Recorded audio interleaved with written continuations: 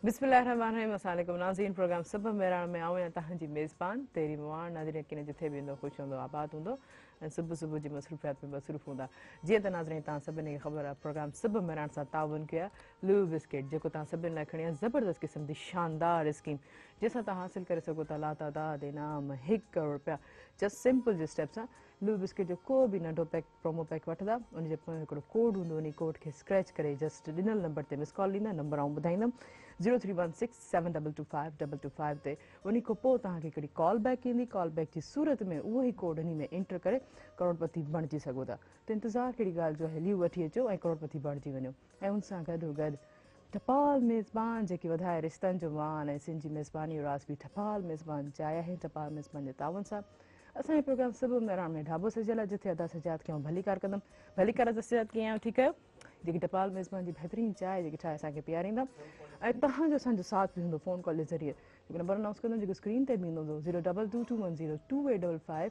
Dial करे असांजे programme में ज़रूरु शामिलु थींदा अच्छा जीअं नाज़रीन लाइफ जीअं चेंजिंग्स वग़ैरह जिते थोरो मौसम क्लाइमेट्स वग़ैरह हर रूटीन जेके आहे वक़्तु जेको आहे हिकु दफ़ा न हूंदो सरीको कोन हूंदो आहे इहे चेंजिस असां लाइ इलाही ज़रूरी हूंदा आहिनि या को लाॻे थो अगरि थधि हूंदी त यकीन असां बेज़ार थींदासीं इरिटेशन शुरू थी वेंदी या लाॻे थो गर्मी हूंदी त उहो बि असां लाइ बहितर कोन्हे त असांखे जेको अलाह साईं जो शुकुरु करणु घुरिजे त असां वटि जेके असां पंहिंजे मुल्क में 4 मौसम आहिनि जेके असां इंजॉय करे सघूं था ऐं उन हवाले सां असां पंहिंजी लाइफ रूटीन्स असां पंहिंजा डिसीशन्स ऐं पंहिंजो कारोबारी जेको उन हवाले सां तइ कयूं था ऐं इहे इलाही ज़रूरी आहे इंसानु जॾहिं अगरि हिकिड़े रिधम में हलंदो न उनखे डिस्टर्बेंस एंज़ाइटी फ्रस्ट्रेशन्स जीअं असांजे लॉकडाउन जी सूरत में केतिरो अजीब क़िस्म जो माहौल थी वियो असांजा ॿार जेके जेके ख़्वाब सोचींदा त असांखे 5-6 महीना मोकिलियूं मिलनि असां इवन के पाण नंढा हूंदासीं त असांजा बि इहे ड्रीम हूंदो पर उन खां बावजूद बि जॾहिं उन्हनि खे ख़्वाब इहो महसूसु थियो त उन्हनि खे बेज़ारी थियणु लॻी हाणे ख़ैर ख़ैरियत सां असांजा पंहिंजा जेके ॿार स्कूल वञनि पिया उन्हनि खे बहितर तरीक़े सां हाणे उन्हनि जे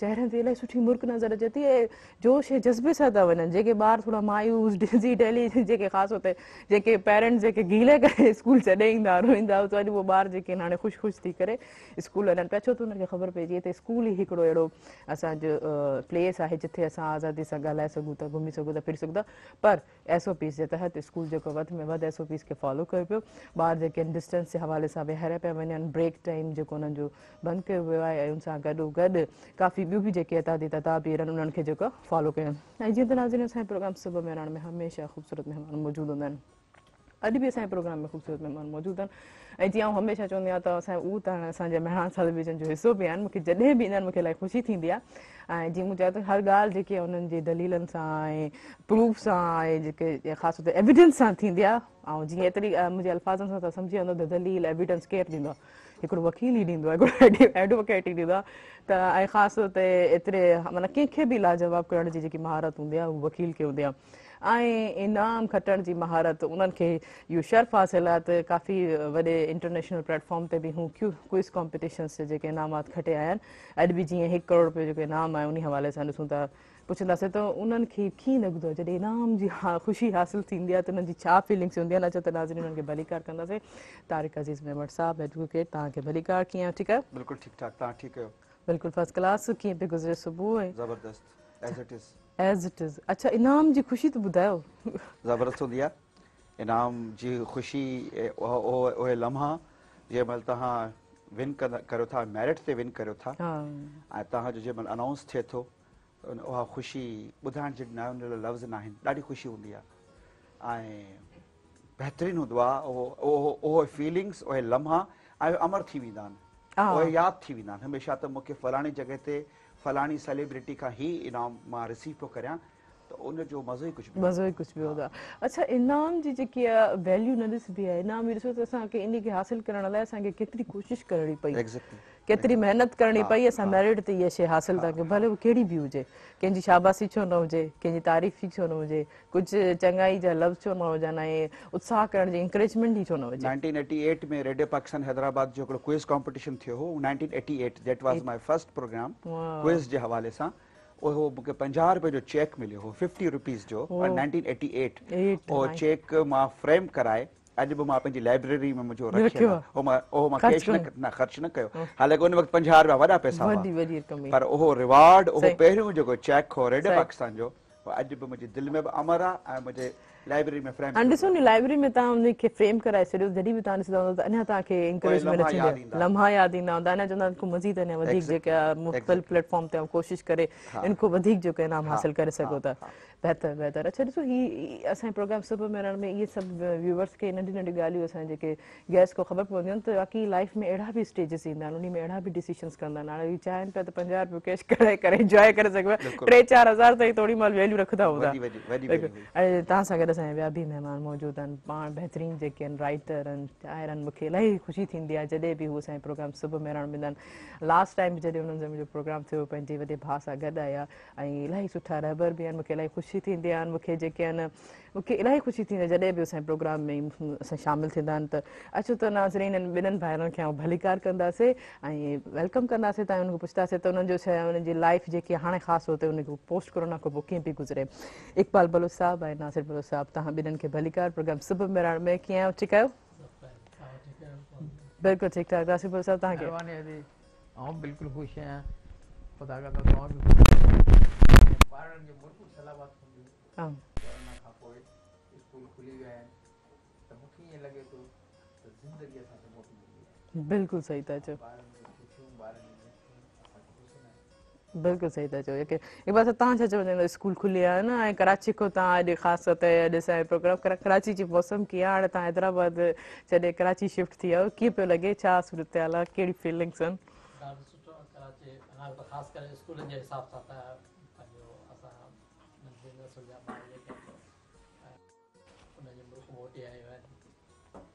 सुठो हिकु पढ़ाई जो जेको ध्यानु थियो अला करे कवर थी मज़ीद सां भाई कराची मौसम हैदराबाद जी मौसम खां कराची में सी कोन्हे, जीअं घणी चइजे कोई अहिड़ो सी कोन्हे जो हैदराबाद जो सी गर्मी बि सुठी आहे। सही सही। ऐं उहो कराची में त ह्यूमिडिटी घिम जी वजह खां समुंड जी वजह खां जेको आहे थधि में हुननि में थिए थो, इंजॉय नथा करे सघनि। ॿियो एॾो न सुम्हण वारो शहर आहे, सॼी राति जागण वारो शहर आहे, पर कोरोना जी वजह खां थोरी हिननि खे ठल पइजी वई, जंहिंमें एतिरियूं लाइट्स, एतिरियूं कार पॉल्यूशन, जिते माण्हू जेके हर वक़्तु आउटिंग करनि, उते त गर्मी सर्दी त बराबरि ई हूंदी। तॾहिं चवंदा आहिनि त टाइम ड्यूरेशन्स असांजी अलाह साईं सुबुह खलकी आहे, राति खलकी आहे, शाम खलकी आहे, हर कंहिंजो टाइम पीरियड आहे, उहो असांजे पंहिंजे असांजे फ़ाइदे लाइ कया। अच्छा तव्हांखे कीअं पियो लॻे? जीअं तव्हां हाणे माशाल्लाह तव्हां काफ़ी सिंधी अदब ते बि ॿारनि जे हवाले सां बि काफ़ी सारो कमु कयो, ग्रामर्स जा बुक्स बि हुननि खे लिखी ॾिया, त हाणे छा थो लॻे त एतिरी से ऐं ख़ासि तौर ते लतीफ़िया ते बि तव्हांजो खोड़ सारो कमु आहे, त हाणे छा थो लॻे ॿार कहिड़े पोज़ीशन्स में हूंदा, कहिड़े माइंड में हूंदा? सवाल जवाब ॾियण खां अॻु साईं तारिक साहिब जी ॻाल्हि खे जी जी जी कंदुसि त साईं तारिक साहिबु चए थो 1988 में साईं खे 50 रुपया इनाम मिलियो जेको फ्रेम करे छॾियो हो। ऐं शायदि 62 जी ॻाल्हि आहे, ऐं 5 सिंधी में पढ़ंदो हुउसि। हैदराबाद ज़िलो जो बदीन हैदराबाद में ज़िले जो हिसो हो, त इरफान अहमद इम्तियाज़ ही डिप्टी कमिश्नर हो हैदराबाद जो। उहो स्कूल तलार प्राइमरी स्कूल जो टूर ते आयो हो विज़िट ते, ऐं उते हुन नंढड़ी क्विज़ कराई हुई। उन क्विज़ में आउं पहिरियों नंबर आयो हो, त इरफान अहमद इम्तियाज़ी मूंखे रुपयो इनाम ॾिनो। रुपयो इनाम ॾिनो, शायदि उहो रुपयो 50 रुपए खां वॾो उहो रुपयो मूं वटि अञा ताईं रखियो। वाह छा चवण चाहियो तारिक साहब? ज़बरदस्त। बसि उहो चवंदा आहिनि न त हिकिड़ो प्रेसिडेंट असां वटि अची वियो। ऐं मां त साईं खां इहो पुछंदुमि, साईं उन रुपये जी उन वक़्तु जेका वैल्यू हुई, पर उहो रुपयो साईं क़ाबू करे रखियो आहे, त इहा ई रिवार्ड्स जी इहा ई त ख़ूबसूरती आहे न। उन रुपये जी तव्हां उन इहा वैल्यू 5 रुपया मां 5 रुपयनि मां हिकिड़ो ग़रीब माण्हू पंहिंजे सॼे महीने जो ख़र्चु हलाए सघंदो हो। राशन 5 रुपया हिकिड़ो माण्हू खाई सघंदो, यानी तव्हां कंहिंखे वीसी ॾियो 5 रुपया तव्हांखे सॼो महीनो मानी खाराईंदो टे वेला। वाह वाह, ॾिसो एतिरी माना ॾिसो करेंसी जी हवाले सां वैल्यू हुई, सस्ताई हुई वरी, पर हाणे बि उहो ई वञी हिसाब बीहे थो। हींअर कंपेरेटिवली वधीक आहे, छो त उन वक़्त में जंहिं वक़्त बि साईं पियो ॻाल्हि करे, मुंहिंजो पढ़ियल आहियो त उन वक़्तु गवर्नमेंट गेज़ेटेड ऑफिसर जी सैलरी हूंदी हुई 1.25 तोलो सोन जे इक्विवेलेंट। हाणे अॼु तोलो सोन जो आहे तक़रीबन 1,30,000, 1,30,000 जो सवा वञी बीहंदो 1.25 लख रुपया या 1,70,000। त छा अॼु 17 ग्रेड जे ऑफिसर जी पघार 1,70,000 आहे? न कान्हे। त माना वधियो आहे, माना अॼु जो जेको महांगाई या शरह उहा कंपेरेटिवली उन वक़्त जी शरह खां वधीक आहे। असां इन पैमाने मां तोरे तव्हांखे ॿुधायो आहे। इन्ही जी वजह खां बि असां जेके बि प्रोडक्ट्स एक्सपेंसिव बि आहिनि, जो सैलरी वग़ैरह जेके बराबरि आहिनि त उन्ही जे हवाले सां प्रोडक्ट बि 1.25 तोलो सोन अंग्रेज़ जे कानून में 1.25 तोलो सोन बराबरि हूंदो 17 ग्रेड जे गैजेटेड ऑफिसर खे। सही सही उहो तव्हां कैलकुलेट करे वठो त असां हींअर किथे आहियूं त उन सां असां आदादोशुमार खे कैलकुलेट कंदा आहियूं। सही सही ज़बरदस्त। अच्छा पहिरियों जेके पॉलिसीज़ हूंदियूं मेजरमेंट जा जेके बहितरीन तरीक़ा हूंदा, अच्छा जंहिं बि डिपार्टमेंट जेके मेजरमेंट उसूल सां कमु कंदो त बहितरीन तरीक़े सां कारकर्दी सां कमु कंदो। अच्छा उन में हिकिड़ी ॿी शइ बि तव्हांखे नॉलेज में आणे थो छॾियां त उन वक़्तु इहा शइ कंट्रोल्ड हूंदी त यू हैव गोल्ड एसेट्स। तव्हां वटि जेतिरा सोन जा ज़ख़ाइर हूंदा हुआ उन जे अगेंस्ट में स्टेट बैंक नोट छपींदी हुई। अॼुकल्ह ईअं कोन अथव। अॼुकल्ह स्टेट बैंक दिन राति मुशक़त में लॻी पिया पई नोट छपे, सोन जे हुन जे अगेंस्ट में न पई करे। तंहिंजे करे अफ़रात ज़र वधियो आहे, तंहिंजे करे महांगाई वधी आहे, तंहिंजे करे कुवत ख़रीद जेका आहे उहा घटिजी वई आहे। रीज़न महांगाई जो इहो अथव। सही काफ़ी तॾहिं त एतिरो ॾींहं ॿ ॾींहं पर ग़रीब माण्हू छा करे, उन जे लाइ चाहे जंहिं वटि न सोन हुजे जंहिं वटि न एतिरी पघार हुजे, ग़रीब माण्हू दुआ करे, नमाज़ पढ़े, दुआ करे, सही उहो दुआ ई करे सघे थो। ॿियो त दवा त हुन लाइ आहे कान। दवा जूं क़ीमतूं वधियूं अथव, 500% क़ीमतूं वधियूं अथव। सही चलो जेका जेसि ताईं दवा दुरूद दम जेके बि आहिनि सभु असां कंदासीं, लेकिन हिकिड़ी शॉर्ट ब्रेक खां पोइ ऐं नाज़रीन जी तव्हां ॿुधाईंदे न त हिन प्रोग्राम सां ताबुन कया लू बिस्किट जेको तव्हां सभिनी लाइ खणियो शानदार क़िस्म जी स्कीम जंहिंसां तव्हां कढी सघो था लातादाद इनाम ऐं 1 करोड़ रुपया जस्ट सिंपल जे स्टेप सां तरीक़ो आउं ॿुधाईंदुमि। ल्यू बिस्किट जो को बि नंढो पैक वठंदा, चाहे उहो टाइगर टक गाला कैंडी या ज़ीरा जो हुजे, उन जे पोयां हिकिड़ो कोड हूंदो, उन कोड खे स्क्रैच करे ॾिनल नंबर ते मिस कॉल ईंदा। नंबर बि आउं अनाउंस करे ॿुधाईंदमि 0316722522 ते जस्ट मिस कॉल ईंदा। मिस कॉल जी सूरत में तव्हांखे कॉल बैक ईंदी। कॉल बैक खां पोइ उहो ई कोड हुन में एंटर करे करोड़पति बणिजी सघो था। ऐं उन सां गॾु टपाल मेज़बान जेके ॿुधाए रिश्तनि जो मान ऐं सिंध जी मेज़बानी राज़वी टपाल मेज़बान चाहिया है काॾे न वञिजो, असां सां गॾु रहिजो।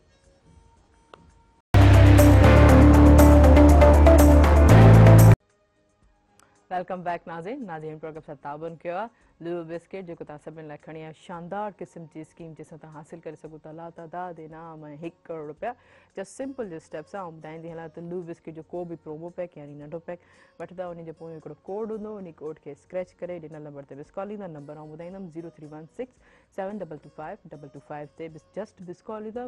मिस कॉल जी सूरत में तव्हांखे कॉल बैक ईंदी। कॉल बैक खां पोइ उहो ई कोड हिन में एंटर करे करोड़पति बणिजी सघो था। त पोइ इंतज़ारु कहिड़ी ॻाल्हि जो आहे, ल्यू वठी अचो ऐं करोड़पति बणिजी वञो। ऐं उन सां गॾु टपाल मेज़बान जेके वधाए रिश्तनि जो मान ऐं सिंधी मेज़बानी राज़बी टपाल मेज़बान चाहे अगरि कंहिंसां का दिलि जी ॻाल्हि करणी आहे त सभु खां अॻु में जेको आहे टपाल मेज़बान जो कप पी आहे हुनखे पंहिंजी दिलि जी ॻाल्हि आसानी सां करे सघो था। ऐं तव्हांजो असांजो साथ बि हूंदो फ़ोन कॉल जे ज़रिए। नंबर अनाउंस कंदमि जेको स्क्रीन ते बि हूंदो 022121021028 डायल करे असांजे प्रोग्राम में ज़रूरु शामिलु थींदा। अच्छा जी तव्हां सभु काफ़ी चलो हीअं त करंसी जे हवाले सां अप एंड डाउन थो हले, पहिरियों त ॾिसो 5 पैसे असां ॾिसी करे हैरान थींदा आहियूं त इहा बि हिकिड़े क़िस्म जी करंसी हूंदियूं ऐं इन सां ज़िंदगी जो व्यवहार हलंदो हो।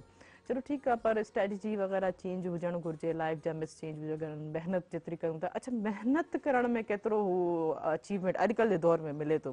पहिरियों जो वक़्तु त यकीननि रेडियो ते इन्हनि ते या काफ़ी मीलो परे माण्हू पंधु करे वेंदा हुआ स्टूडेंट्स, त पोइ वञी को हिननि खे का अचीवमेंट हासिलु थींदी। हाणे अॼुकल्ह जी स्ट्रगल ऐं अचीवमेंट खे कीअं था ॾिसो? मेहनत त हमेशह शानाइती रही आहे। मेहनती अल कासिब हबीबुल्लाह रसूलुल्लाह सल्लल्लाहु अलैहि वसल्लम जी हदीस आहे, मेहनती पोरियत अल्लाह जो दोस्त आहे। मेहनत करे मेरिट ते तव्हां जेका शइ अचीव करियो था त उनजो त मज़ो ई कुझु ॿियो आहे न।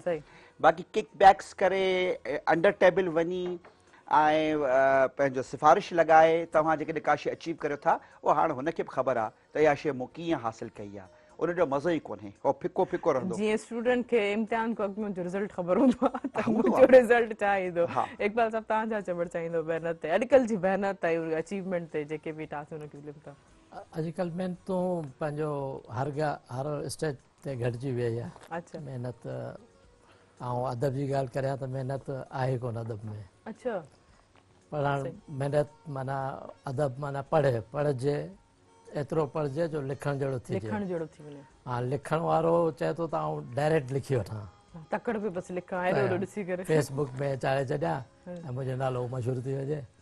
उनखे फेसबुक में ज़रूरु चढ़ी वेंदो पर अदब उहो अदीब कोन चढ़ाइबो।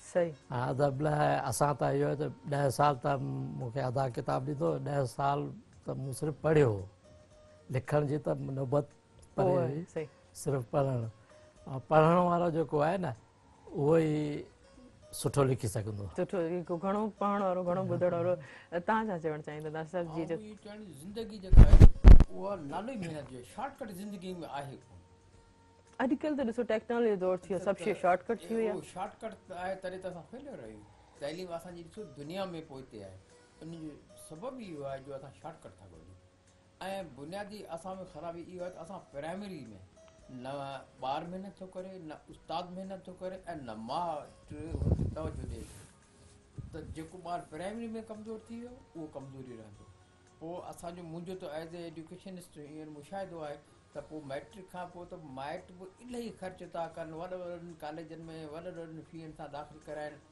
लेकिन बुनियादी जेको प्राइमरी में तवजो नथा ॾियनि उन जे करे ॿार असांजो 90% खां मथे ॿार हींअर सही हाणे बुनियादी मतिलबु उन्हनि खे लिखणु करणु प्राइमरी ताईं माना बेसिक शयूं माना लिखणु ख़ुदि करणु राइटिंग बेसिक ठाहिणु या अल्फ़ाबेट्स जे तरीक़े या जुमिलनि खे जोड़े करे लिखणु मेन इहा शइ आहे यकीनन सही था चओ अॼुकल्ह जे ॿारनि खे सिर्फ़ु रिधम में अचे थो पाण माना कंहिंजो ॿुधी करे उन टोन में जीअं पोएम्स वग़ैरह थींदा आहिनि त बसि उन खां अलावा ॿियो कुझु कोन थो असांजा ॿार वरी जीअं आऊं वरी पंहिंजे मुशाहिदे जी ॻाल्हि करियां जीअं मुंहिंजो पुटु आहे या मुंहिंजो हिकिड़ो भाणे जो वर्ल्ड लेवल ते राफ़े बलोच आहे पंहिंजो उन्हनि मूंखे दांह ॾींदा हुआ त ख़ासि घर वारा त ही पढ़नि कोन था किताब तव्हां आहिनि कहिड़ो आऊं वरी हुनखे ॾिसंदो त किताब वाके माइट दांह कंदा त किताब कोन था खणनि पढ़नि कोन था ऐं वरी हुनखे सम्झाया त बाबा असां त कंप्यूटर लैपटॉप ते पढ़ूं था हाणे इहा शइ असांखे ख़बर कोन हुई त छा था पढ़नि सही सही यकीन वाकई अॼुकल्ह जे ॿारनि खे ख़बर टेक्नोलॉजी जेका आहे असां तरक़ीब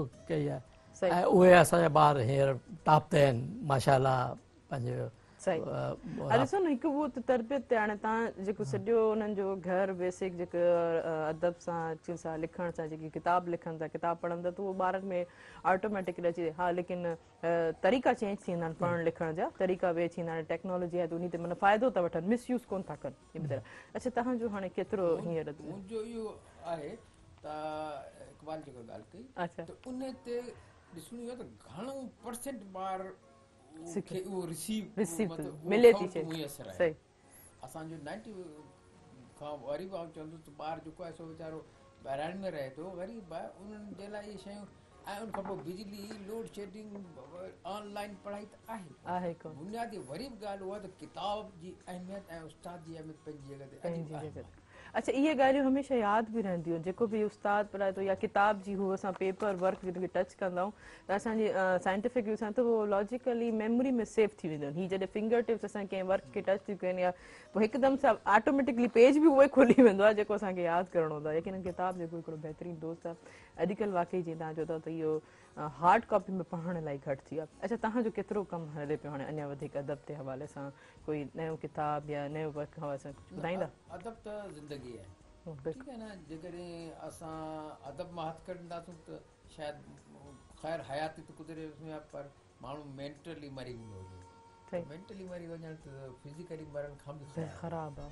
हा इन करे तइलीम कोरोना असांखे रुकावटूं ॾिनियूं आहिनि न त मुंहिंजा हींअर ॿारनि जे हिसाब सां 2 किताब जेके आहिनि उहे रेडी आहिनि कंपोज़ थियल आहिनि मतिलबु कोरोना जान छॾे त असां अॻिते वधूं ऐं किताबनि इंशाअल्लाह हिन साल 2021 शुरू थी वियो आहे असांखे सुठी उमेद रखणु घुरिजे 2 किताब मुंहिंजा जेके आहिनि ॼाण मोतिन खां ही मुंहिंजो जेको 2020 में ही चौथों वॉल्यूम हो चौथों वॉल्यूम उहो 21 में 5 वॉल्यूम वधायल ऐं सुधारियल अच्छा इन में कहिड़े हवाले सां हिन में ग्रामर ज़बरदस्त ग्रामर हूंदो सिंधी ग्रामर हिसाब जा क़ाइदा बुनियादी जोग्राफी ऐं हुन में जीअं त असांजो तालुक़ु ज़िले बदीन सां आहे त घणो करे हुन में मूं बदीन जा जेके मशाहिर आहिनि उहे उन में शामिलु कया आहिनि त जीअं ॿारनि खे बुनियादी उन में शाह अब्दुल लतीफ़ त सॼी सिंध जो आहे त उहो बदीन जो बि थियो हा शाह लतीफ़ शेख क़यास मक़सदु त घणो करे बदीन ज़िले में जंहिंमें मौलवी हाजी अहमद माला आहे मख़तूम लवारी वारो आहे साईं ग्रेट मीर ग़ुलाम मोहम्मद तालपुर आहे मोहम्मद सिद्दीक़ मुसाफ़िर आहे ऐं अहिड़ा ॿिया शामिल आहिनि निसा जाफ़री आहे बेहतरीन बेहतरीन रिप जा सखी थेबा सईदपुर जा साईं काज़ी मोहम्मद इब्राहिम थियो जिन्हनि जूं पंहिंजो सॼी मतिलबु हयाती तइलीम जे लाइ गुज़री त उहे असां 5-6 मशाइरनि में शामिलु कया आहिनि त जीअं असां ॿारनि खे बुनियादी तर पंहिंजे ज़िले जे अहिड़ियुनि तारीख़ खां बि वाक़ुफ़ु करे सघूं। अच्छा तव्हांखे छा थो लॻे ॿार हितां जेको आहे जे कम खां या हिननि जी किताब केतिरो फ़ाइदो हासिलु करे सघनि था? तव्हां इक़बाल साहब तव्हां छा चवंदव? पंहिंजो ॿारनि खे या पढ़ाई जे ॿारनि खे ख़बर न आहे इन्हनि शयुनि जी। जीअं अदाना सर असां डिस्कस कंदा आहियूं हमेशह थींदो आहे त उहो अॻे दफ़े ऐं फलाण किताब पढ़ां पियो त उन्हनि में इहो त सिंध छा हुई, मीरनि जे दौर में छा हो, टालपुरे जे दौर में छा हो, त असांजो डिस्कस इहो त तव्हां जेको पढ़ो पिया त उहो ॿारनि ताईं पहुचायो, पोइ अख़बार जे वसीले पहुचायो या नंढड़े किताबनि जे वसीले पहुचायो त असांजे ॿारनि खे अॼुकल्ह जे ॿारनि खे इन्हनि पुराणी सिंध जी ख़बर ई कोन्हे। सही। अच्छा इहो त हाणे असां स्कूल में पंहिंजे सिलेबस में ऐड कंदासीं तॾहिं यकीनन ॿारनि खे वधीक ख़बर पवंदी। तव्हां छा चवणु चाहींदो इहे बहितरीन किताब जेके इक़बाल साहब ऐं नासिर बलूच साहब जेके लिखनि पिया असांजे मुस्तक़बिल लाइ ॿारनि जे लाइ जेके हुनखे पंहिंजी बेसिक ख़बर हुजे त सिंध सां छा आहे, सिंध असांजो कीअं हुयो, असांजी रहणी कहिड़ी कीअं, असां कहिड़ी शइ जा वारिस आहियूं, इन्हनि सभिनि खे पढ़ण जो कहिड़ो तरीक़ो थींदो, कहिड़े हवाले सां जेको आम सभु ॿारनि जे हथनि में इहो किताब अची वञे? साईं जिन तमामु बहितरीन ॻाल्हियूं कयूं, असांजे दिलि वारियूं ॻाल्हियूं कयूं। सिद्दीक़ मुसाफ़िर, हाजी अहमद मल्हा, इहे नाला इहे असांजे अखियुनि जे अॻियां असां पढ़िया आहिनि पंहिंजे सिलेबस में। मसइलो इहो आहे जो अॼुकल्ह जो जेको ॿारु आहे न, अॼुकल्ह जी ॿार जी साइकोलॉजी चेंज अथव। अॼुकल्ह जे ॿार खे तव्हां उहा शइ हू खणंदो जेका ऑन हुजे, जंहिंजी डिमांड हुजे ऑन हुजे। हाणे ॿार जेके अॼुकल्ह जेके इंटरनेट ते जेके शयूं यूटिलाइज़ कनि पिया, जेकॾहिं तव्हां इहा ई शइ इंटरनेट जे थ्रू, यूट्यूब जे थ्रू तव्हां उहे शयूं ॿारनि खे इहे सिंधी कल्चर जूं जेके शयूं असांजूं आहिनि बेसिक बुनियादी, जेकॾहिं तव्हां इहे पंहिंजे यूट्यूब चैनल्स ते, फेसबुक ते यानी इंटरनेट जे थ्रू अगरि तव्हां इहे मार्केटिंग करियो, अगरि आणियो त आउं सम्झां थो त इहो क्विकली इफेक्टिव थींदो ॿार जे ज़हन ते। छो त ॿारु सॼो ॾींहुं मोबाइल फ़ोन ते वेठो आहे, उनखे न जेकॾहिं हिकिड़ी एडवर्टाइज़ बि अची वई न त भई अचो त बदीन जो सैर करियूं, अचो त सिद्दीक़ मुसाफ़िर खे पढ़ूं, त ॿारु थोरी देरि जे लाइ उन तरफ़ क्लिक करे वेंदो, क्लिक करे वेंदो त एतिरी त मज़ेदार असांजी शइ आहे जो हू उन में समाइजी वेंदो। हिकिड़ो त तरीक़ो इहो आहे। ॿियो तरीक़ो इहो आहे त असांजे टेक्स्ट बुक्स में त मौजूदु आहे। हाणे असां त पढ़ियासीं सिंधी शइ, अॼु बि असांखे उहे बेत नंढे हूंदे जा यादि आहिनि, ठीकु आहे न, पर असांजे ॿार खे छा यादि आहे, असांजे ॿार खे अॼुकल्ह जे ॿार खे यादि कोन्हे। त असांखे वॾो कमु करिणो आहे ॿारनि जी साइकोलॉजी ते, ऐं हू जेका शइ चाहे थो उनखे उहा शइ करे तव्हां ॾियो, माना उनजे मनपसंद तरीक़े सां। कड़ी तव्हांखे जूस में विझी पियारियोसि, ॿारु तव्हांजो खे दवा बि मिली वेंदी ऐं उहो ॿारु सम्झी बि वेंदो ॻाल्हि खे। कड़ी दवा हीअं कॾहिं बि कोन पीअंदो ॿार खे कड़ी दवा जूस में विझी ॾियो, हू जूस सम्झी पीअंदो, इफेक्टिव थी वेंदी। हाणे ॾिसो इहे स्कूल जी टीचिंग मैथोडोलॉजी आहे, ठीकु आहे, या माउ हुजे या टीचर हुजे या स्कूल जो को बि वॾो इदारो हुजे, त उन ते इहो फ़र्ज़ु आहे त असां पंहिंजे ॿारनि खे इहे सभु शयूं पढ़ायूं कीअं, सेखारियूं कीअं, सम्झायूं कीअं, ॿुधायूं कीअं। इहे सभु इन लाइ हिकिड़ा जीअं तव्हां सुठा तरीक़ा ॿुधाया त अॼुकल्ह टेक्नोलॉजी हाणे ॾिसो हीअ सभु शइ इन्हनि असांखे ॾिनी आहे, त हाणे इहे असां सभु नौजवान जो फ़र्ज़ु आहे त इन्हनि खे असां टेक्नोलॉजी में की कन्वर्ट पोश इलाइक़े में रहंदड़ माउ उनखे कहिड़ी ज़रूरत आहे जो पंहिंजे ॿार खे बदीन जो मोहम्मद सिद्दीक़ मुसाफ़िर पढ़ाए। सही। ऐं इन ॻाल्हि खे कंटिन्यू कंदुमि ऐं इन जा काफ़ी इफेक्ट बि आहिनि, त हिकिड़ी शॉर्ट कोश ब्रेक खां पोइ जीअं त नाज़रीन तव्हां सभिनि खे ख़बर आहे इन प्रोग्राम सां ताउन कयो आहे। लू बिस्किट जंहिंसां तव्हां खटे सघो था शानदार क़िस्म जा इनाम, लातादाद इनामनि सां गॾो गॾु 1 करोड़ रुपया। जस्ट सिंपल जे स्टेप्स आहे, लू बिस्किट जो को बि नंढो पैक वठंदा, उन में कोड हूंदो, उन कोड खे स्क्रैच करे ॾिनल नंबर ते मिस कॉल ॾींदा ऐं करोड़पति बणिजी वेंदा। ऐं उन सां गॾो गॾु टपाल मेज़बान जेके ॿुधाए रिश्ते जो बान ऐं सिंधी मेज़बानी राज़बी टपाल मेज़बान चाहिया है काॾे न वञिजो, असां सां गॾु रहिजो।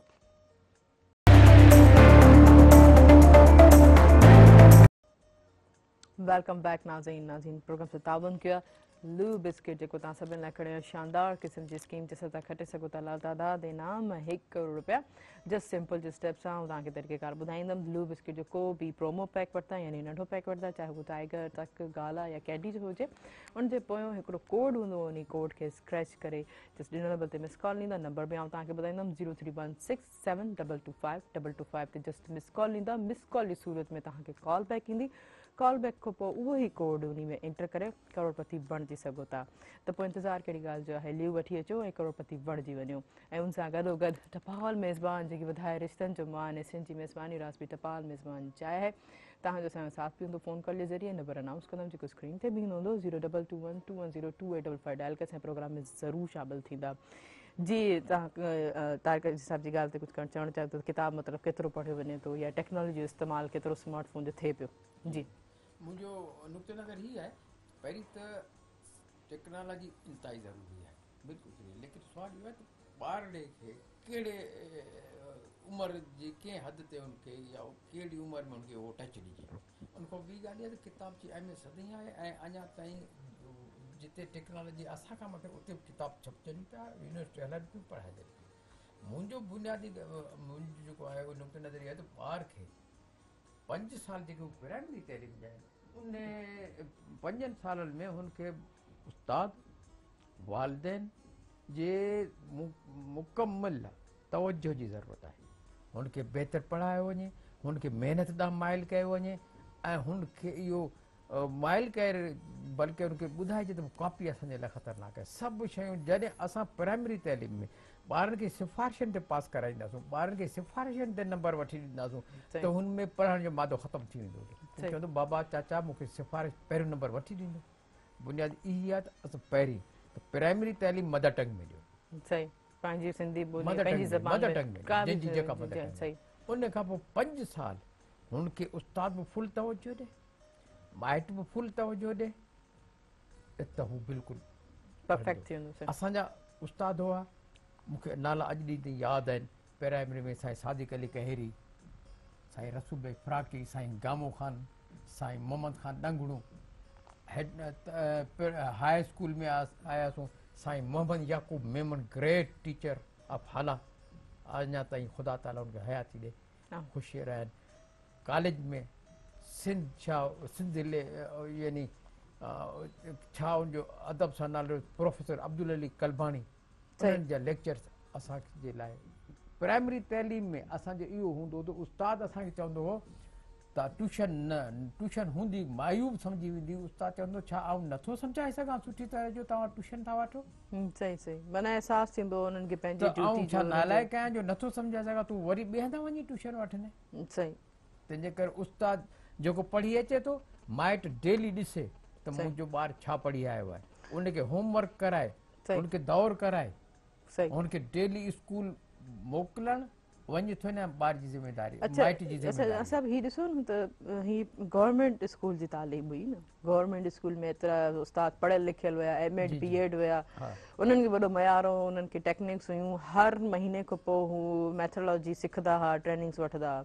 पर अॼुकल्ह त असांजो कमर्शलाइज़ हिकिड़ो प्राइवेट स्कूल्स अची विया आहिनि जंहिंमें त लाज़मी आहे त उन सां असांखे ट्विटर त खपे ई खपे। छो त हू एतिरे क़िस्म जो वर्क ॾींदा आहिनि जेको पेरेंट्स जी सम्झ कोई ॿार हूंदो आहे, इवन की उन्हनि खे पाण खे ई सम्झ में कोन ईंदो आहे, अहिड़ा जेके सिलेबस पढ़ाईंदा आहिनि। त माना हाणे जॾहिं प्राइवेट स्कूल आहे त ट्यूशन त असांखे खपे खपे न। मुंहिंजो हीअ आहे नुक़्तो नज़र, असांजी बदकिस्मती इहा आहे जो तइलीम जेका आहे सा कमोडिटी थी वई आहे, विकिजे थी। तइलीम बाबा दुनिया में किथे बि कोन थी विकिजे। कमर्शलाइज़ कंदो त इहे बिल्कुलु थींदा। तइलीम इज़ कमोडिटी न आहे जो तव्हां विकिणो। असांजो वरी ॿुधायां त उस्ताद साईं सादिक अली कहेरी जंहिंजी मूं ॻाल्हि कई त उन खां मूं ईअं हिकिड़ी दफ़ो पुछो त साईं अव्हांखे पहिरें दर्जे खां वठी 5 ताईं जेको असांखे पढ़ाईंदा उहो सभु तव्हांखे यादि आहे? चयो बिल्कुलु मूंखे सभु यादि आहे। तूं जितां पुछो मैथ्स ही ऐं तो करे, मूं चयो अवी ईअं छो था एॾो महिनत करियो था?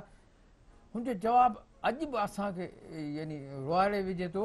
हू चवंदो हो, हुन मूंखे जवाबु ॾिनो त असांखां पोइ सिंध अव्हांखे संभालणी आहे, जेकॾहिं असीं न पढ़ाईंदासीं त सिंध निंदड़गी थी वेंदी आहे। सही, पर उहो शऊर जागरण सिंध निंदड़गी इन करे आहे जो तइलीम कमोडिटी थी वई आहे। सही सही। अच्छा, तव्हां किथे हाणे जेके ॿारनि जी मिथ चेंज ॾिसी आहिनि, मैथोलॉजी सॼी चेंज थी आहे, प्राइवेट स्कूल जे हवाले सां छा चवणु चाहींदो?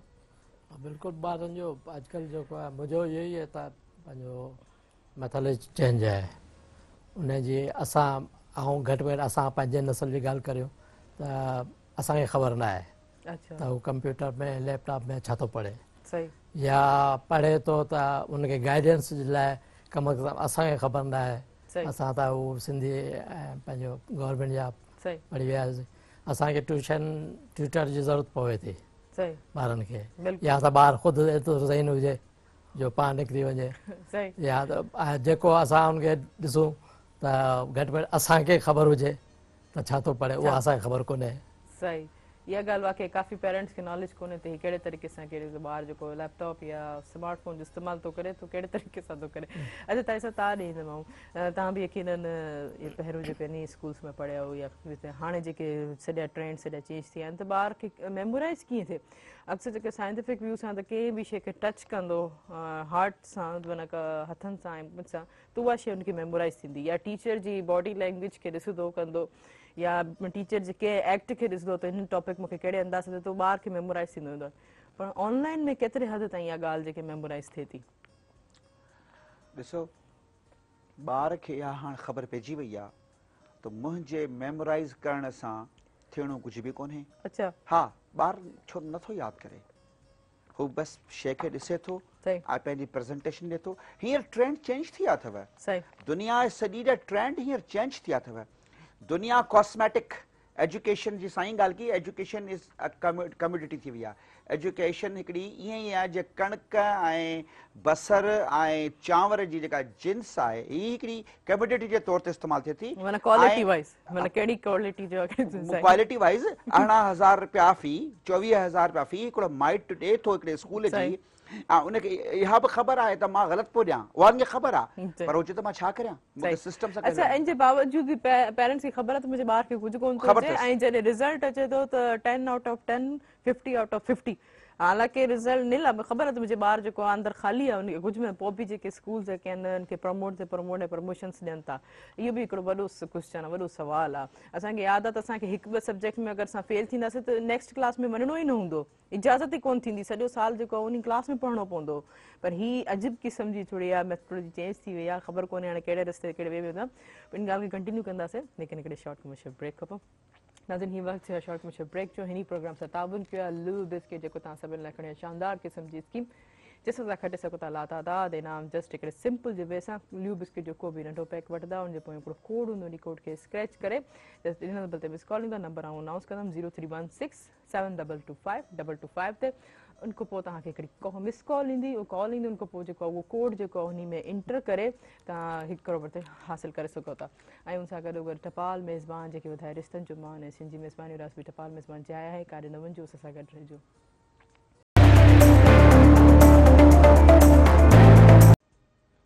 वेलकम बैक नाज़रीन, हिकु दफ़ो ॿीहर भली कार प्रोग्राम सुबुह मेराण में, हिन प्रोग्राम सां ताबुन कयो आहे लू बिस्किट, जेको तव्हां सभिनी लाइ खणी शानदार क़िस्म जी स्कीम, जंहिंसां तव्हां हासिलु करे सघो था लातादाद इनाम 1 करोड़ रुपया। जस्ट सिंपल जे स्टेप सां लू बिस्किट जो को बि नंढो पैक वठंदा, उनजे पोइ हिकिड़ो कोड हूंदो, उन कोड खे स्क्रैच करे जस्ट इन नंबर ते मिस कॉल ईंदा, नंबर आउं ॿुधाईंदमि 0316-722-555 ते, उन खां पोइ तव्हांखे हिकिड़ी कॉल ईंदी, कॉल खां पोइ उहो ई कोड जेको आहे उन में इंटर करे करोड़पति बणिजी सघो था।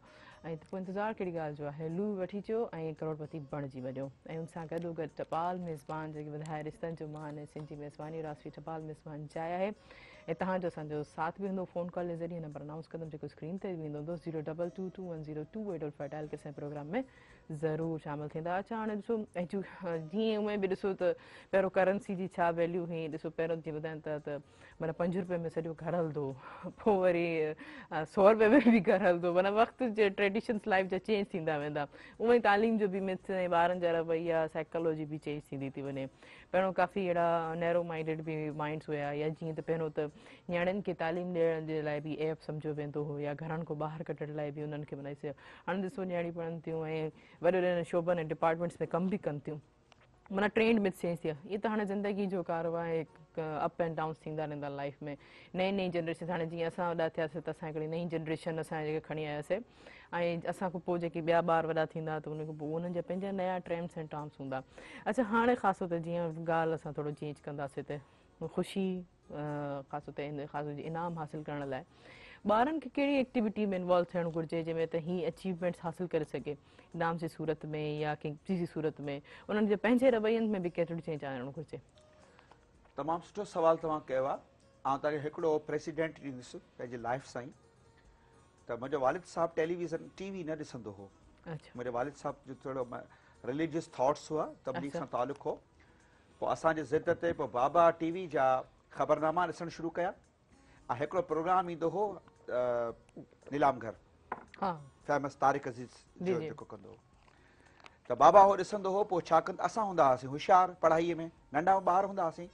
पोइ बाबा छा कंदो, 5 रुपए वारी दस्ती, कड़क नोटनि जी दस्ती उहा रखंदो टेबल ते।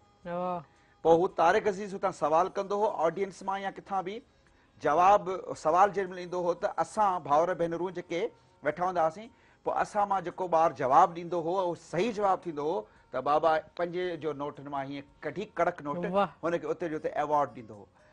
पहिरीं मां तव्हांखे छा ॿुधायां, उन 5 रुपए जे नोट जी जेका ख़ुशी थींदी हुई न, ऐं प्योरली मेरिट हूंदी हुआ, मेरिट ते मिलंदो हो न नोट।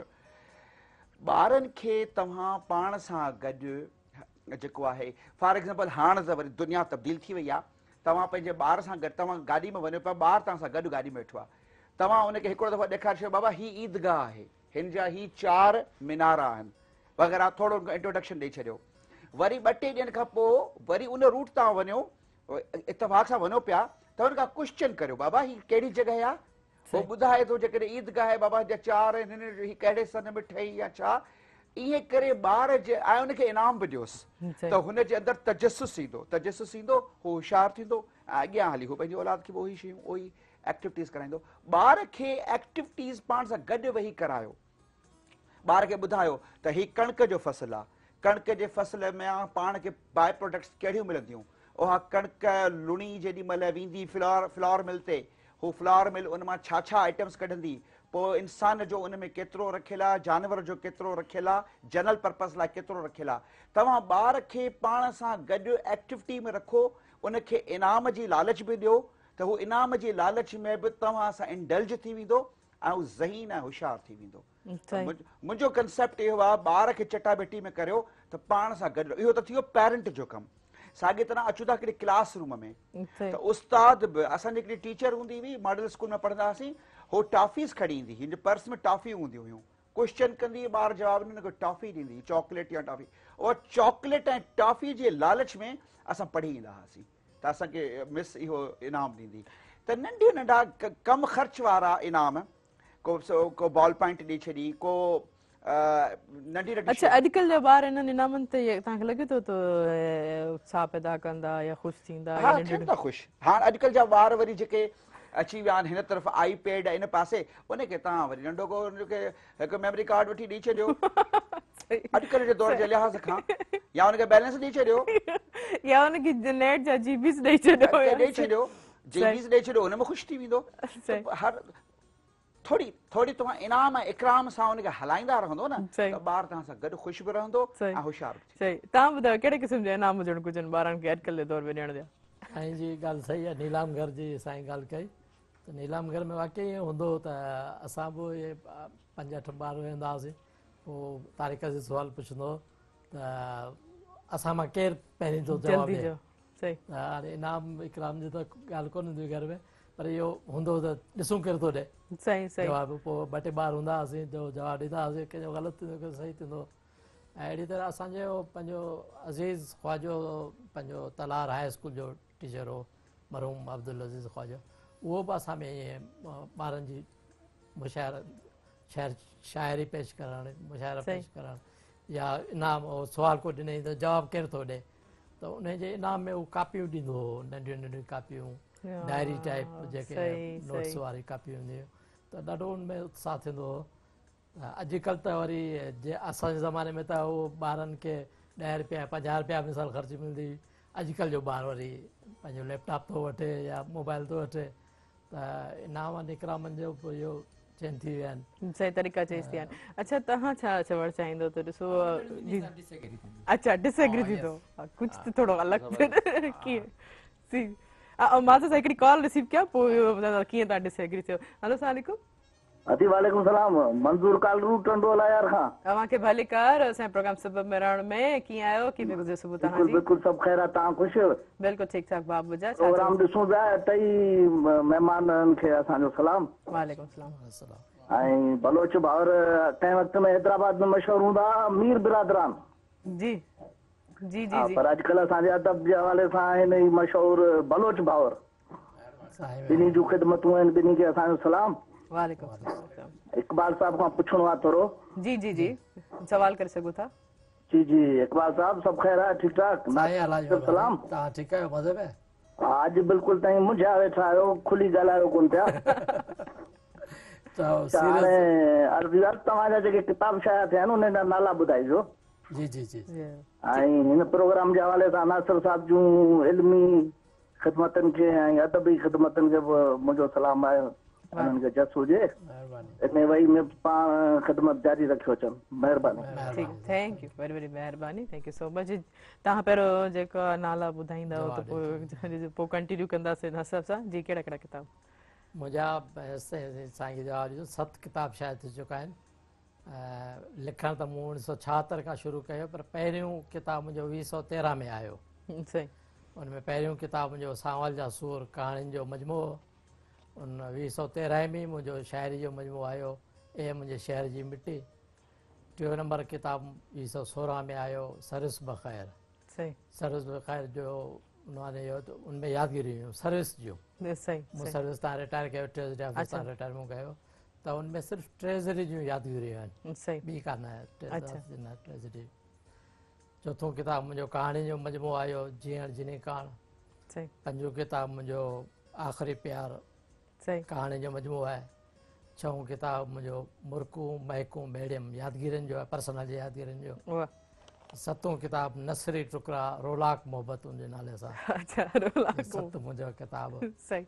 ईंदड़ किताब अञा उहे ॿिया आहिनि। माशाल्लाह, ज़रूरु ज़रूरु। जी नासिर भलो साहब, तव्हां चयो पिया आऊं डिसएग्री आहियां हिननि ॿिन्हिनि जी ॻाल्हि।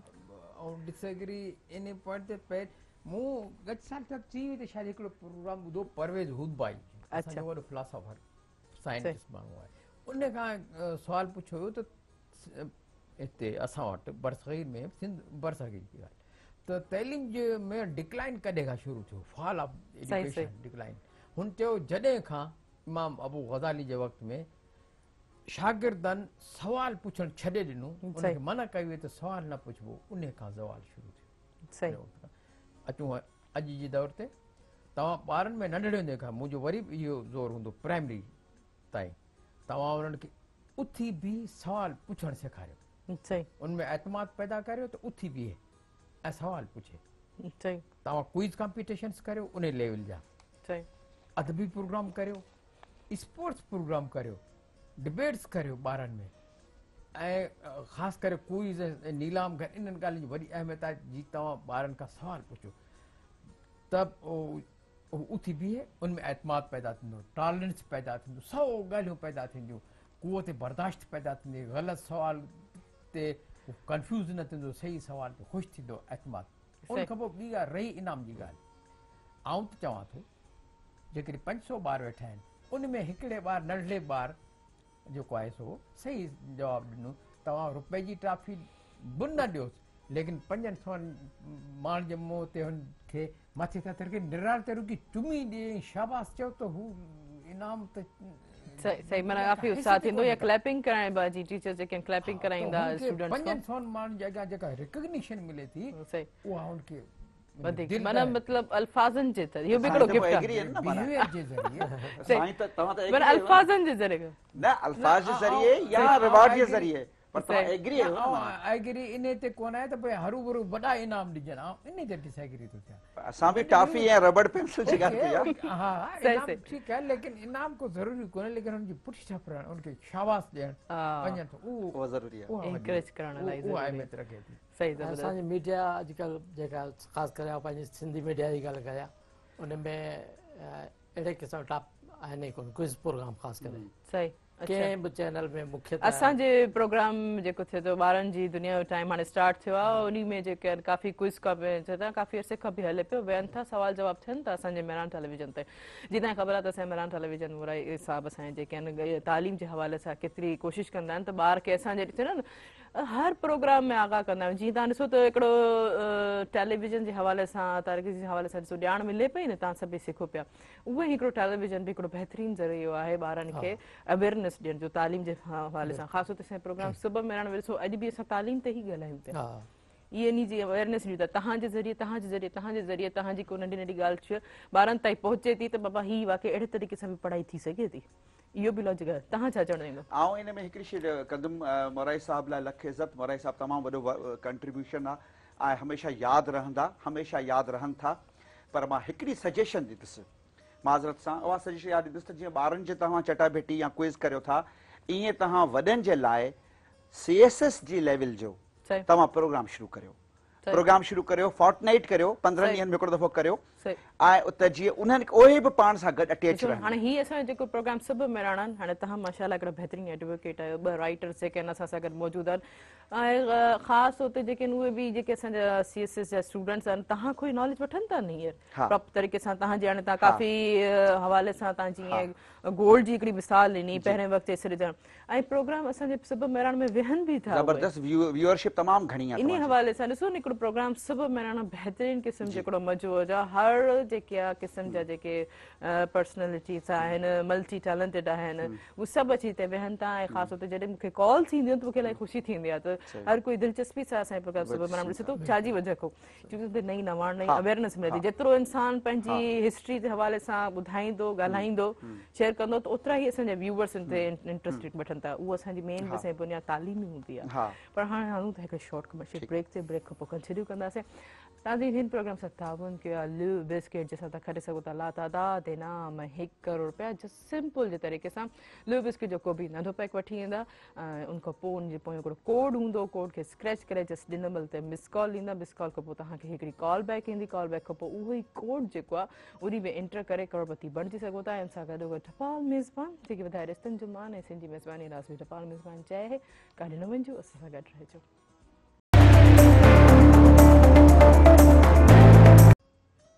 वेलकम बैक नाज़रीन प्रोग्राम से ताउन कयो आहे लिव बिस्किट जेको तव्हां सभिनि लाइ खणी शानदार क़िस्म जी स्कीम जंहिंसां तव्हां हासिल करे सघो था लातादाद इनाम ऐं उन सां गॾो गॾु 1 करोड़ रुपया 1 करोड़ रुपया ॿुधण में केॾो सुठो थो लॻे जॾहिं हू मिली वञे त इंसानु जेको आहे डबल ट्रिपल जेको ख़ुशी में थी वेंदो त इन हासिल करण लाइ 1 करोड़ रुपयो हिकिड़ो सिंपल सो स्टेप आहे को बि लिव बिस्किट जो नंढो पैक वठंदा चाहे हू टाइगर जो हुजे टक जो हुजे गाला जो हुजे ज़ीरा जो हुजे या कैंडी जो हुजे को बि नंढो पैक उन जो वठी उनजे पोइ हिकिड़ो कोड हूंदो उन कोड खे स्क्रैच करे जस्ट ॾिन महिल ते मिस कॉल ॾींदा नंबर आउं ॿुधाईंदमि 0316722525 ते उन खां पोइ तव्हांखे कॉल बैक ईंदी कॉल बैक खां पोइ उहो ई कोड जेको तव्हां स्क्रैच कयो उन में एंटर करे करोड़पति बणिजी सघो था ऐं उन सां गॾो गॾु टपाल मेज़बान जेके वधाए रिश्तनि जो मान ऐं सिंधी मेज़बानी राज़ बि टपाल मेज़बान चाहे आहे अच्छा सो तारिक साहब का असां जेके सभु स्टेजिस ते चलो ठीकु आहे डिफरेंट क़िस्म जी स्ट्रगल्स कयूं आहिनि डिफरेंट प्रॉब्लम्स खे फेस कयूं आहिनि हर शइ आहे पर उन्हनि में असांजा पंहिंजा रवैया तव्हांखे किथे ॾिसो था त अॼुकल्ह जे जेको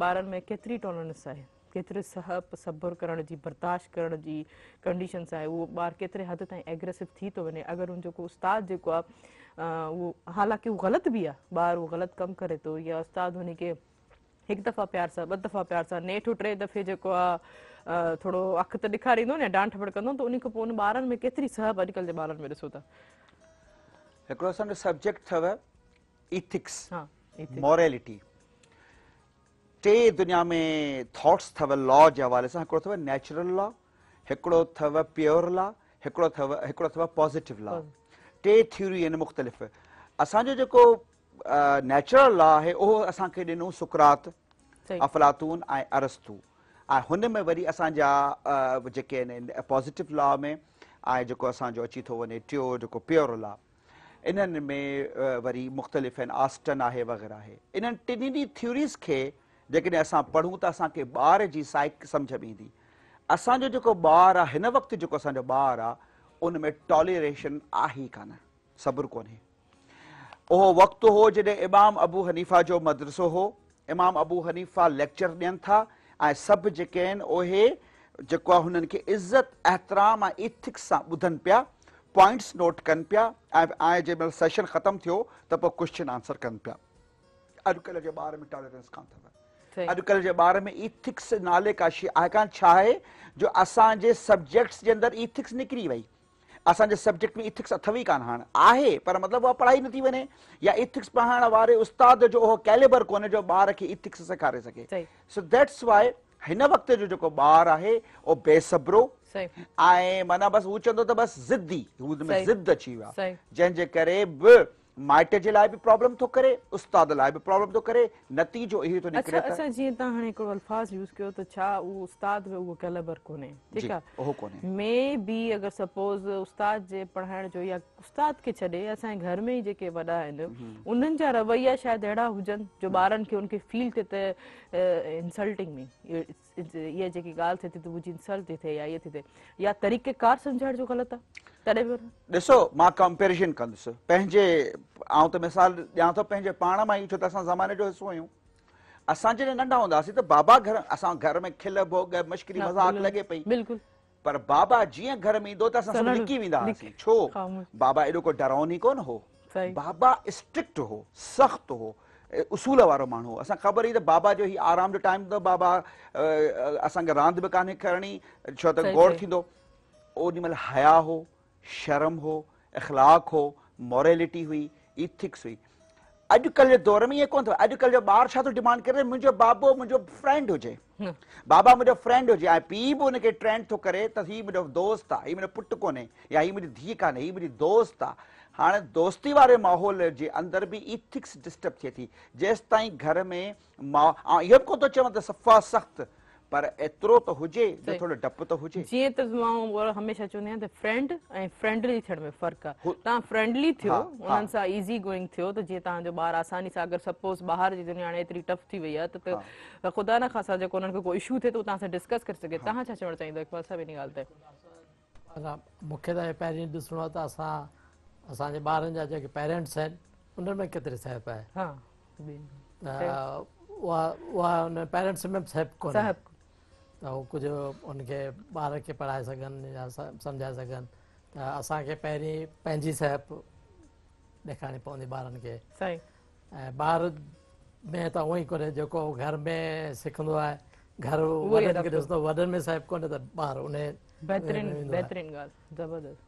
लेकिन तव्हां छा चवणु चाहींदो? आऊं त ई वरी बि डिसएग्री कंदो। अच्छा, नासिर साहब जेके आहिनि ॿिन्हिनि खे डिसएग्री करण लाइ क़ाइदे हस्ब इख्तिलाफ, लेकिन अयूब जो भाउ वांगुरु हस्ब इख्तिलाफ न। अच्छा अच्छा, त इक़बाल चयो त असां में जेका आहे वॾी जेका एज जा माण्हू, आउं त सम्झां थो असां में वॾी टॉलरेंस आहे, बर्दाश्त आहे। असांजा औलाद जेकॾहिं असां सां थोरो उहो बिहेवियर कंदा आहिनि दैट्स वी टॉलरेट। सही, हा सही। लेकिन ॻाल्हि उहा ई आहे त असां ॿारनि में इहे जज़्बा पैदा न पिया करियूं जेके पैदा कीअं थींदा, उस्तादनि जो बिहेवियर। सही, सभु क्विज़ कॉम्पिटिशन थी, हिकिड़े ॿारु शिकस्त खाधियो, नो मेंशन, तूं शिकस्त बर्दाश्त कर, तूं आईंदे खटिंदे। सही, डिबेट में नंबर कोन आयो। सही, त स्पोर्ट्स में ग़लति डिसीजन थियो, हालांकि हुन मिसाल तौर सही हो, ग़लति डिसीजन बर्दाश्त। हाणे इहे प्रैक्टिकली इहे जेके ॻाल्हियूं आहिनि जेके बर्दाश्त सेखारींदा आहिनि उहे आहिनि ई कोन। सही, आहिनि ई कोन। ऐं सभु त पोइ जेको ॿारु जेको आहे सो ज़ाहिर आहे उनमें उहो बर्दाश्त न। अच्छा, ॾिसो थोरो सोसाइटी में उहो नथियूं ज़ाहिर थियनि। सही, हाणे जीअं तव्हां हिकिड़ी ॻाल्हि कई न त माना असांजे लेवल ते असांजी पेरेंट्स आहिनि, ॾिसो तव्हांजी एज जा पहिरियों माना असांजा माना वालिद हुया, ठीकु आहे। हाणे असांजी एज जा जेके असां सभु पेरेंट्स जेके थियनि पिया, माना 90s जा जेके स्टूडेंट हाणे सभु वॾा थी विया आहिनि, 30-35 सालनि जा, हाणे इहो सभु रवैया बिहेवियर्स त हाणे उन्हनि में अचणु घुरिजनि न जेके असां पंहिंजे वालिदैन खां सिखिया आहियूं। जेके असांजा वालिदैन 16-17 जा हुया, हाणे असां 90s जा थी करे वॾा थिया आहियूं, त हाणे असां 20th सेंचुरी वारे ॿारनि खे छा था सेखारियूं? हीअ त हाणे ज़िम्मेदारी असांजे एज वारे पेरेंट्स ते थी वई आहे त काफ़ी हद ताईं मूंखे इहा ॻाल्हि नज़र में ईंदी आहे त माना असां जेके 90s जी एज जा जेके पेरेंट्स आहिनि उन्हनि में इहा शइ कोन्हे जेकी तव्हां ॻाल्हि कई। बाक़ी असां सभु त तव्हांजे पेरेंट्स जे हवाले सां आहे उहो शइ। तव्हां इन ॻाल्हि खे छा? हा, माहौल तब्दील थियो आहे। 90s तव्हांजो कंप्यूटर कॾहिं आयो आहे? तव्हांजो इंटरनेट कॾहिं आयो आहे? इंटरनेट रेवोल्यूशन आणे छॾियो न। इंटरनेट तव्हांजी तबियतुनि जे अंदरि इनकलाब बर्पा करे छॾियो। हिन इंटरनेट असांखे ब्लेसिंग्स त तमामु घणियूं आहिनि, अनगिनत आहिनि, पर नुक़सान बि ॾिना। नुक़सान वॾे में वॾो असांजे इंटरनेट असांखां कहिड़ो ॾिनो? असांखां किताब खसे वरितो, असांखां लिखणु विसारे छॾी, बसि टोटली पियो हले वे कमु उन ते, लिखूं ई कोन था, बसि उहो कॉपी पेस्ट ऑटो करेक्शन थी वई। एसि ताईं आउं तव्हांखे ॿुधायां थो, हिकिड़ो मूं वटि केस आयो, ॾाढो ॾुखियो केस हो, पोइ मुंहिंजो कीअं करियां, पोइ मूं कुझु बि कोन कयो। मां गूगल में वियुसि, उन केस जा रुगो 2 पॉइंट्स रुगो लिखियमि, मूंखे सॼो मुदो सॼो डेटा अची 630 पेजिस जो मूंखे मुदो कढी ॾिनई, ऐं तंग थी पियुसि त हाणे हिन में केतिरो हुन में एड करे या करियां, सहूलियतूं अची वियूं, पर इन सहूलियत असांखे हेरोइन जी पुड़ीअ वांगुरु असांखे मरीज़ करे एडिक्ट करे छॾियो, असां लिखणु विसारे छॾियो, असां पढ़णु विसारे छॾियो, तंहिंजे करे 90 वारी जेका जनरेशन आहे उन सां इहो प्रॉब्लम आयो आहे। या उहे असां सभु जेको पंहिंजे ॿारनि खे हाणे असां छा थो थिए त माना असां दिमाग़ खे तकलीफ़ न थिए ॾियो, तव्हां थोरो जेको ॿिया किताब कढी करे सोचो ॻोल्हियो, या कंहिं उस्ताद खां या पंहिंजे भाउ भेण खां टाइम वठी करे उहो टॉपिक जेको तव्हां डिस्कस करे पंहिंजे जी चवंदा आहिनि त अखर कारा कजनि या वर्क कजनि, या असांजे जेके हथनि ते उहो इंक जॾहिं न हूंदी त पोइ चवंदा त तव्हां पढ़िया कोन आहियो, तव्हांजे हथनि ते जेको मस कोन लॻल आहे। त माना इहे शयूं माना असां पंहिंजे दिमाग़ खे हाणे तकलीफ़ ई नथा ॾियूं त तव्हां थोरो सोचो, तव्हां उन दिमाग़ खे थोरो वर्क करियो। तव्हां छा चवणु चाहींदो इन ॻाल्हि ते, या वरी एग्री या डिसएग्री कंदो? एग्री कंदो। ऐं वरी बि इहे चवां थो त असांजा जेके आहिनि ॿार खे हाणे पहिरीं ॻाल्हि त आउं पंहिंजो नसुलु कंदुसि, हाणे असांजी क़ौम जी बदबख़्ती बदकिस्मती त कापी अची वई, सभ खां पहिरीं मुंहुं जे नसुल जो जेको हो उन वञी पंहिंजे पुट जी पुठी ठपरी त परवाह न करां वेठो आहियां, तोखे आउं पासबुक कराईंदुसि, तोखे पहिरियों नंबर बि ॾियारींदुसि, कापी बि वञ, तूं नथो चए परवाह न करां, कापी करे इम्पर्सोनेशन करे तोखे डिग्री वठी ॾिनी। हाणे मूं जाहिल पंहिंजे पुट खे इम्पर्सोनेशन कापी दिस दैट करे हुनखे डिग्री वठी ॾिनी, ॿी हुनखे किथे नौकिरी न थी मिली, हाणे छॾियोमांसि यानी मास्टर, वञी मास्टर थी। हाणे उहो जाहिल जेको आहे उहो पढ़ाए वेठो नई नसुल खे, हाणे उहो वीचारो नयो नसुल छा सिखंदो, जेके पढ़ाइण वारो घणे भाङे माना ग्रिप्स माना कोन्हनि टीचर्स खे, जेके प्राइवेट स्कूल खे, बाक़ी गवर्नमेंट टीचर्स खे चवणु चाहींदमि त जेको पढ़ी लिखी ॾिसो एग्ज़ाम्स पास करे हू असांखे पढ़ाइनि था। गवर्नमेंट टीचर लाइ बिल्कुलु बेशक चईंदमि त एतिरा कोर्सिस, एतिरा दिमाग़ लड़ाइनि था, दिमाग़ सोचनि था, लिखनि था, पढ़नि था, पोइ वञी करे जेको आहे तॾहिं आउं चवंदी आहियां त असांजे जेके गवर्नमेंट टीचर आहिनि इलाही बहितरीन आहिनि, जस्ट असांखे मॉनिटरिंग जी ज़रूरत आहे, ॿिया जेका कंहिं शइ। तव्हां छा चवणु चाहींदव इन ॻाल्हि ते?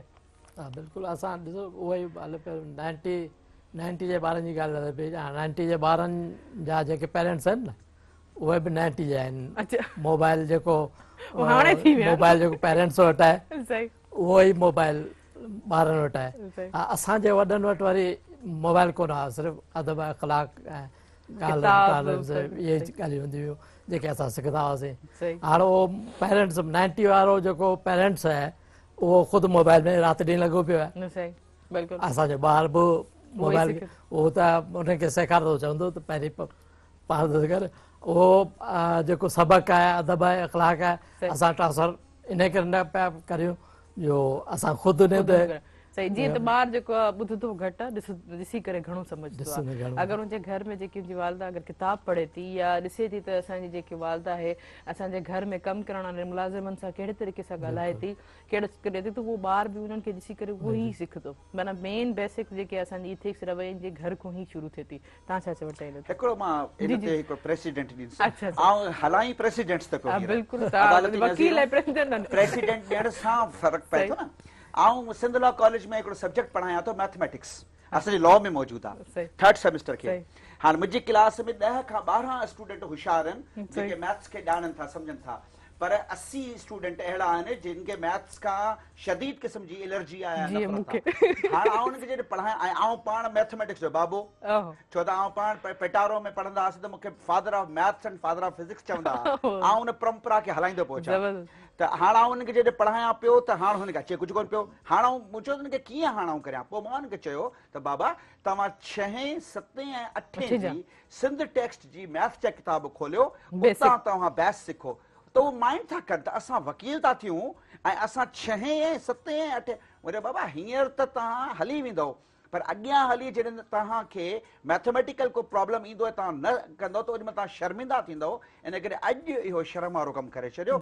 उन सां इफेक्ट इहो आयो, उन्हनि उहो पढ़णु शुरू कयो, माशाअल्लाह जेको परसेंट 10 हुई हींअर उहा 50 ते अची वई आहे। 40 ॿार उन मां मुस्तफ़ीद थिया। 6 ऐं 7 उहा ई ॻाल्हि उन्हनि जी अची वई त प्राइमरी जी एजुकेशन असांजी बहितर हुजे, बेस असांखे पंहिंजो बेस ठाहिणो पवंदो। ॾाको चढ़ी करे मथे असां वधूं, पर जेकॾहिं बेस कोन्हे ठहियल न त बि असां महिनत करे बेस खे ठाहे सघूं था, कहिड़ी बि एज में। ॾिसो इल्मु सिखण जी, पढ़ाइण जी को उमिरि कोन हूंदी आहे। हर वक़्तु जे असां जेके हर लाइफ जे स्टेज में कुझु न कुझु कंहिंखां न कंहिंखां सिखंदा आहियूं, पढ़ाईंदा आहियूं, वरी उहो अच्छा जेको सिखणु तव्हां हिकिड़ी ॻाल्हि त तव्हांखे इल्मु आहे, तव्हांखे इल्मु आहे, तव्हांखे इल्मु मूंखे, ऐं अगरि असां सभु पाण वटि रखी छॾियासीं त उन में केतिरो फ़ाइदो थींदो रखण सां सिर्फ़ु? न नुक़सान थींदो। सही, इल्म खे विरहायो, सही, इल्म खे विरहायो, इल्मु आहे ई विरहाइण लाइ। अच्छा जेतिरो विरहाईंदो न ओतिरो वधंदो आहे। सही, माण्हू सम्झनि था त असां विरहाईंदासीं त मतां असां इल्मु चोरी थिए, इल्मु चोरी थियण वारी शइ कान्हे, इल्मु डाइवर्सिफाई थींदो आहे, इल्मु वधंदो, 1 मां 2, 2 मां 4, 4 मां 8, 8 मां 16, 16 मां 32, 32 मां 64, 64 मां 16, ईअं करे मल्टीपल पोइ थींदो आहे। इहा ई ॻाल्हि त हिकिड़ी यूनान जी हिकिड़ी क़ौम हुई त उन्हनि इहो सोचियो त असांजो इल्मु अगरि ॾींदासीं त असांजो इल्मु जेको आहे उहो चोरी थी वेंदो, उन्हनि इल्मु डिलीवर करणु छॾे ॾिनो। छा थियो त हू महदूद रहिजी विया, उन्हनि खे नई ॼाण नई नवाण न त ई असांजे पोइ जेके PhDs छो थियनि, रिसर्चिस असांजा छो थियनि, असांजे जेके बि रिसर्चिस MPhil ऐं PhD जा स्टूडेंट्स आहिनि, एतिरो मथो मारी छो कनि, जेकी शयूं आहिनि उन्हनि खे खणी हलनि बसि। लेकिन इहा ई ॻाल्हि तव्हां खां पुछणु चाहींदमि, इल्मु जेको डिलीवर करण सां केतिरो फ़ाइदो थिए थो, तव्हां पर्सनली केतिरो फ़ाइदो थिए थो? इल्मु खे विराइजे जेतिरो, इल्मु ऐं मोहबत अहिड़ी शइ आहे जंहिंखे जेतिरो विराईंदो ओतिरो सुठो आहे। जी जी जी, लेकिन वरी डिसएग्री सही, इहो कीअं भला? मां भला ब्रेक वठां, पोइ ॿुधूं था त नासिर बलोच साहब इन ॻाल्हि खे कीअं डिसएग्री करनि था त इल्मु त विराइण सां अञा वधंदी आहे, मोहबत बि विराइण सां वधंदो आहे, पर इन में हाणे डिसएग्री कीअं आहे? पर हिकिड़ो ॾिसो वॾो ज़बरदस्त क़िस्म जो इहो सवाल असांखे जवाबु असांखे मिलंदो, पर हिकिड़े शॉर्ट कमर्शियल ब्रेक खां पोइ नाज़रीन हिन प्रोग्राम सां ताबुत कयो आहे लू बिस्किट जेको तव्हां सभिनि लाइ खणी आयो शानदार क़िस्म जी स्कीम जिसां तव्हां खटे सघो था, ला तादाद इनाम आहे 1 करोड़ रुपया, जस्ट सिंपल जे स्टेप सां को बि लू बिस्किट जो नंढो पैक वठंदा, हिकिड़े ॾिनल नंबर ते मिस कॉल ईंदा, मिस कॉल जी सूरत ते तव्हांखे कॉल बैक ईंदी, कॉल बैक खां पोइ उहो ई कोड में एंटर करे करोड़पति बणिजी सघो था। ऐं सां गॾोगॾु टपाल मेज़बान जेकी ॿुधाए रिश्तनि जो मान ऐं सिंधी मेज़बानी रास बि टपाल मेज़बान चाहे, काॾे न वञिजो, असां सां गॾु रहिजो।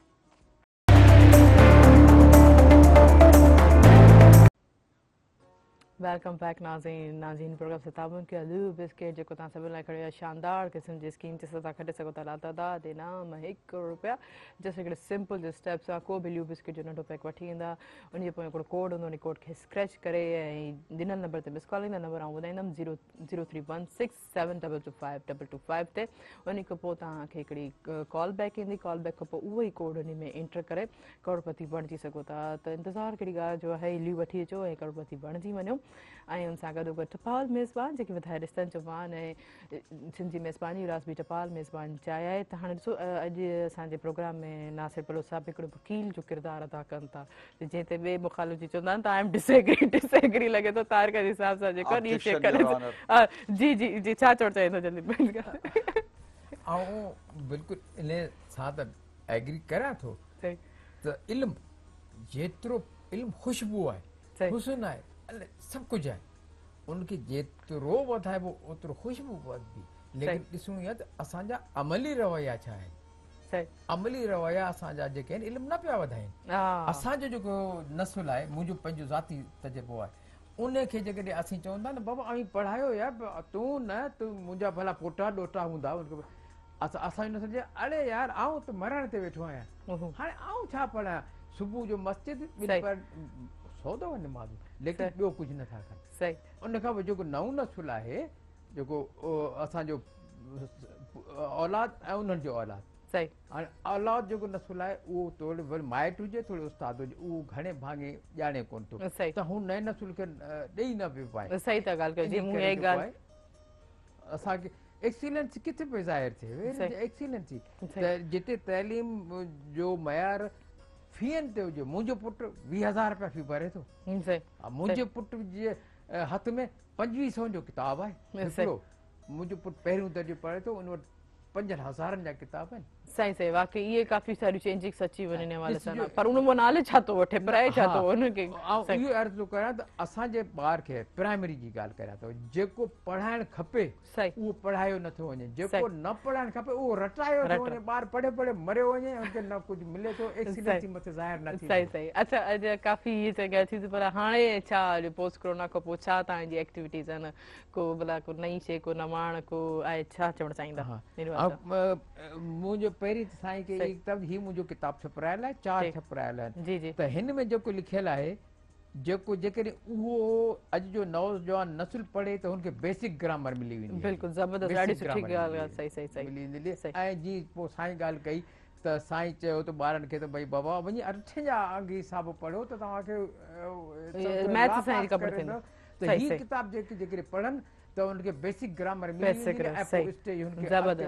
अच्छा नासिब साहब असां जेका अॼु प्रोग्राम सुबुह मेराण में अची करे तव्हांखे कीअं लॻो अॼु जे प्रोग्राम जे बारे सां मूंखे सची ॻाल्हि इहा त जेको असां प्रोग्राम हीउ कयो ॿियनि प्रोग्राम जे मुक़ाबले में तमामु सुठो लॻो उहो इन करे जो असां खुली ॻाल्हायो असांजे जेके तव्हां ऐं मेरान जो शुक्रगुज़ार आहियां मेरान टीवी जो शुक्रगुज़ार आहियां जंहिं हीउ तमामु सुठो प्रोग्राम ऐं असांखे आज़ादु नमूने ॻाल्हाइण जो ॾिनो असां खुली ॻाल्हायो डिसएग्री थियण जो तव्हांखे मौक़ो मिलियो अच्छा इकबाल भले साहब तव्हां छा चवणु चाहींदा कीअं लॻो अॼु जो प्रोग्राम तव्हांखे अची करे बि ठीकु आहे ॾाढी ख़ुशी थी पंहिंजो मुर्तज़ा मजबूर जे नाले इहो चवंदुसि त उहो जेतिरो मजबूर आहे ओतिरो ई महिनती ऐं जफ़ाकश इंसानु आहे ऐं ॾाढो पंहिंजे प्रोग्राम खे 11 सालनि खां पियो हलाए ऐं तव्हांजी जेका होस्टिंग आहे उन में हर क़िस्म जो निखार अची वियो आहे तव्हां हर क़िस्म जे माण्हू खे ऐं पंहिंजो ॾाढी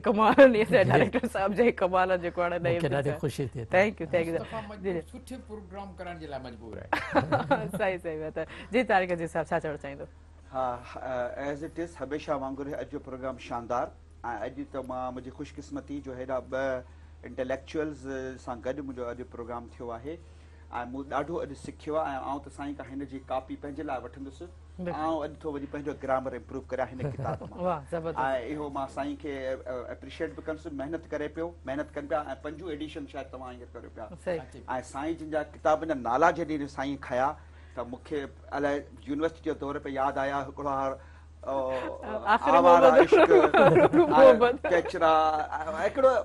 ससी मूंखे पे यादि आयो त हिकिड़ा बहरहाल साईं जो ज़बरदस्त मज़ो आयो ॾाढो टी वॾी ॻाल्हि जेका अॼु जे प्रोग्राम में मूंखे मिली त पहिरियों दफ़ो हिकिड़े हिन प्लेटफॉर्म ते ऑब्जेक्शन योर ऑनर पर साईं जे दलीलनि में किथे बि इहा ॻाल्हि कान हुई जेको बिल्कुलु ई डिफर करे पर साईं उनजी पाण तसी पे कई ऐं शुक्रगुज़ार आहियां साईं असांखे तसी कई ऐं अहिड़े क़िस्म जे प्रोग्रामनि में असांखे मौक़ो मिलियो तव्हांजी होस्टिंग लाइ ॻाल्हाईंदुसि तव्हां शानदार होस्ट थींदा पिया वञो यानी तव्हांजे अंदरि हू टीनो पाल जो लश्कारो अचे पियो ऐं तव्हां जहिड़े नमूने खोज करे असांखां कढो था न जवाबु यकीन करियो इहो ॾींहों ॾींहों उनजे अंदरि ऐं तव्हांजी व्यूअरशिप वधेव पई मुर्तज़ा मजबूर खे बि मां सैल्यूट कंदुसि जंहिं उस्ताद जो किरदारु अदा करे पियो ऐं तहरीम खे हिकिड़ी सुठी होस्ट करे प्रेज़ेंट करे थैंक यू थैंक यू कंदमि तव्हां जी जी जी ऐं सिंधी मुंहिंजो स्कूल आहे सिंध ग्रामर स्कूल तलार उन में आउं ॿारनि खे लेक्चर ॾींदा आहियूं मुख़्तलिफ़ टॉपिक्स ज़बरदस्त उन जो